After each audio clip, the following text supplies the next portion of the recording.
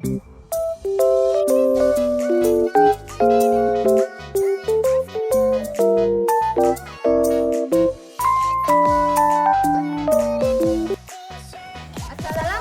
warahmatullahi wabarakatuh.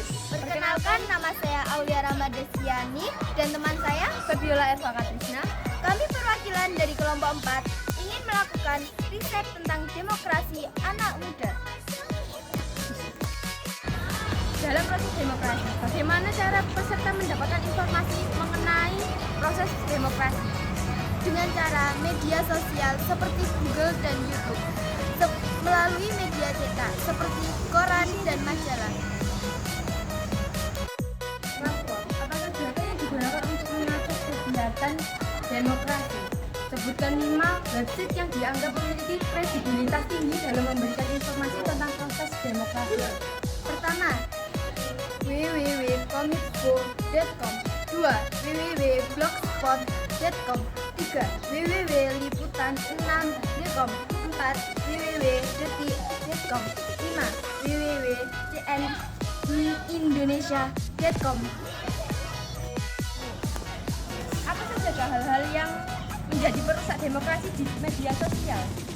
Seperti campuran tangan asing, hoax, ruang gema, pelecehan politik, dan ketidaksetaraan. Apakah definisi ujaran kebencian dan hoax? Berikan contoh minimal 5 masing-masingnya. Kebencian, ujaran kebencian dapat berupa penghinaan, pencemaran nama baik, penistaan, perbuatan tidak menyenangkan, provokasi, menghasut. Hoax. 1. Jokowi menyanyikan Asmali Brasi. 2. Informasi pengobatan Ida Daya di Semarang. 3. Ramuan herbal anti sakit gigi seumur hidup. 4. Inang palsu pemberitahuan wajib pajak. 5. Telepon menanyakan status vaksin yang berujung pemblokiran. Apakah undang-undang atau peraturan yang mengatur masalah ujaran kebencian atau hoax? Peraturan atau perundang-undangan yang mengatur tentang ujaran kebencian atau hoax. Pasal 28 ayat 1 Undang-Undang Nomor 11 Tahun 2008 tentang Informasi dan Transaksi Elektronik (UU ITE) melarang setiap orang dengan sengaja menyebarkan berita hoax yang mengakibatkan kerugian dalam transaksi elektronik. Bagaimana adab atau tata krama dalam memanfaatkan media sosial sebagai penyalur suara demokrasi? Tidak asal menyebar berita sebelum diseleksi dan diklasifikasi. Kedua, berkali diri dengan keimanan dan ketakwaan sebelum mengakses atau memposting tulisan.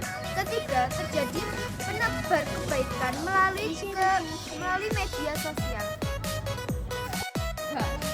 Bagaimana langkah-langkah yang harus dipenuhi agar pemanfaatan media sosial menjadi sarana pendidikan demokrasi yang baik dan bermakna bagi anak muda? 1. Hindari berbagai informasi pribadi. 2. Pilih teman dan followers Anda. 3. Hindari akun dan postingan negatif. 4. Berpikir dahulu sebelum berbagi. 5. Cantumkan sumber postingan. Bagaimanakah harusnya anak muda memanfaatkan media sosial sebagai suara demokrasi? 1. Menjunjung tinggi etika dalam berkomunikasi. 2. Selektif dalam menyebarkan informasi. 3. Menyaring informasi yang didapat. 4. Menggunakan media sosial sesuai dengan kebutuhan. 5. Menjaga sikap dan etika dalam berinteraksi dengan penggunaan lain. 6. Hati-hati dalam menyebarkan data pribadi. Apa rencanamu agar bisa berkontribusi terhadap kebaikan proses demokrasi di negeri? Dengan cara 1. Meningkatkan literasi. 2.